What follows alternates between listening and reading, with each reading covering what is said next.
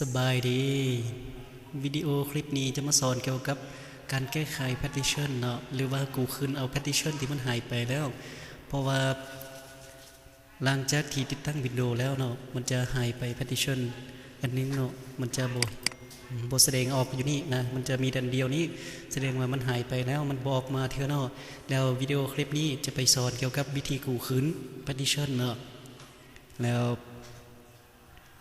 ก่อนอื่นนี้เนาะอยากให้ทุกคนไปกดไลค์กดติดตามให้เดเนาะแล้วทำมิดนี้คิดขวาเนาะเข้าไปซะนี่คิดขวาเท่านึงคิดขวาปุ๊บแล้วก็เข้าเซอร์แมเนเจอร์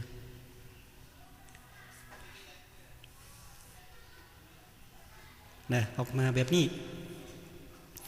แล้วไปเบิ้งอยู่ที่นี่เนาะเป็นดิสคองแมเนจเมนต์มันจะสร้างนี่มันจะลดเนี่ยตัวนี้มันจะหายไปแล้วเนาะมันเป็นสีดำเนาะเป็นสีดำนี่แสดงมาตัวนี้เนาะตัวนี้จะเป็นตัวของซองนี่ซองสีนี่มันจะเป็นของตัวนี้แล้วตัวนี้มันจะหายไปแล้วมันจะบูมีเนาะสันต้องได้ไปคิดคอเทนึงเนาะคิดคอเทนึงเราไปเจอ new inner simple way โอเค next แล้วเซนนิสอีกตัวนี้จะใส่เป็นซองดีหรือว่าซองอย่างเนาะขึ้นกับเราใส่เป็นซองดีบ่ซองอย่างก็ได้เนาะเป็นซอง E ซองดีโอเคเพราะว่ามันมีแล้วเนาะซองดีมันมีแล้วสันเขาต้องไหนเซอร์เป็นซอง E เนาะสันเกิดมีเดนเน็ตใส่เลยเนาะแล้วเป็น DFS default โอเค next นะมันจะเป็นสีนั่นนี่ออกมาปึ๊บจะเห็นบอกได้มันจะสะท้อนเสียงออกนั่นนี่มาเนาะแสดงว่าได้แล้วสนะโอเคบอกสำเร็จเนาะหรือว่า วิธีเนาะวิธีแบ่งกัน partition นี้ออกเป็น2อันเนาะเพราะว่าอยู่นี่มันมีเดอันเดียวเนาะสันวิธีแบ่ง partition นี้ก็คิดคือกันเนาะคือกันนี่เนาะวิธีแบ่งอัน partition นี้เป็น2หรือว่า3อัน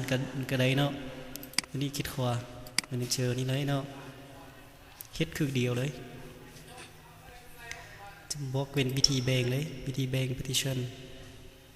นี่นะยกตัวอย่างนี่นะเนาะแล้วก็คิดขวาเลยคิดขวามาเซอร์นี่นี่นะ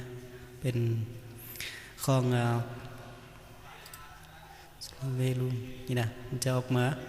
แล้วตัวนี้ให้เบงเนี่ยนะตัวนี้ให้เบงเป็นครึ่งหนึ่งเนาะเพราะว่าทั้งหมดนี่มันจะเป็น2 3 9 3 5 5เราจะเบงครึ่งหนึ่งของ2นี่มันจะเป็น1บอกครึ่งหนึ่งของครึ่งหนึ่งของ3นี่จะเป็น1อีกเนาะ1จุดไปแต่เอา1เลยเนาะครึ่งหนึ่งของ9นี่จะเป็นC สินะเราเบงเลยแล้วต่อนี่คือวิธีแบ่งเนาะแล้วต่อไปนี่เนาะก็สำเร็จแล้วเนาะขอขอบใจกับหมู่คู่เพื่อนเนาะที่เข้ามาเนาะอย่าลืมกดไลค์กดติดตามให้ได้เนาะเพื่อเป็นกำลังใจในวิดีโอคลิปหน้าเนาะที่ขอขอบใจเนาะ